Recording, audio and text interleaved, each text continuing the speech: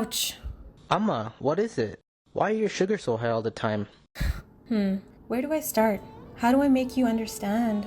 When I was a child back home, it was beautiful.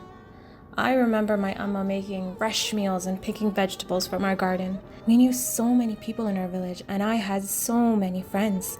Those were the best and happiest times in my life. But all that was lost when the war started. Guns, bombs, violence. I saw so many people get hurt. We had to move around every few months because it wasn't safe. Our entire village lived in a school for days on end, eating only kanji once a day. That was the worst time. Your tata was killed in one of the attacks, When I became pregnant, your appa said it was time to leave. We wanted to escape the violence and make a better life for you. We contacted an agent to help us get out of Sri Lanka. We left our village by boat to get to Colombo, but the boat stopped mid-shore. If the army saw the boats, they would attack, so we had to walk in the water for quite a long distance. We were so scared because we heard so many people got deported, but we had to take our chances. I still remember the day I sat on the plane. I was too numb to even cry.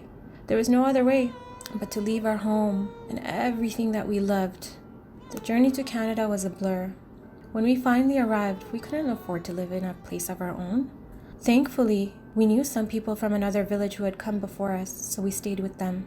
It was a small space with so many of us. We all slept in the same room, and that's where I took care of you. At that time, your appa and I always worked opposite shifts.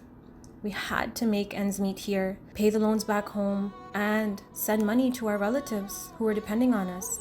I hate thinking about it. But the priority was a better life for you.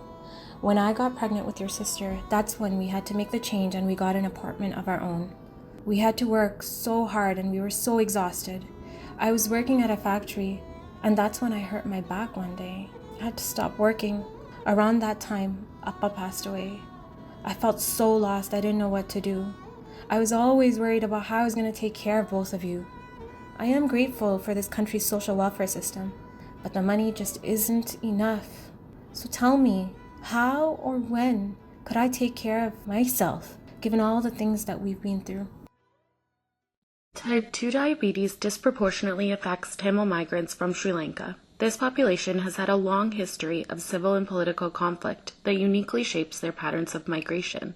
In this study, we are exploring experiences of migration and diabetes among Tamil migrants like Amma, using frameworks of intersectionality and grounded theory. We hope that this study brings light to the complex narratives of Tamil migrants living in Canada and how this might affect the development or severity of their chronic disease.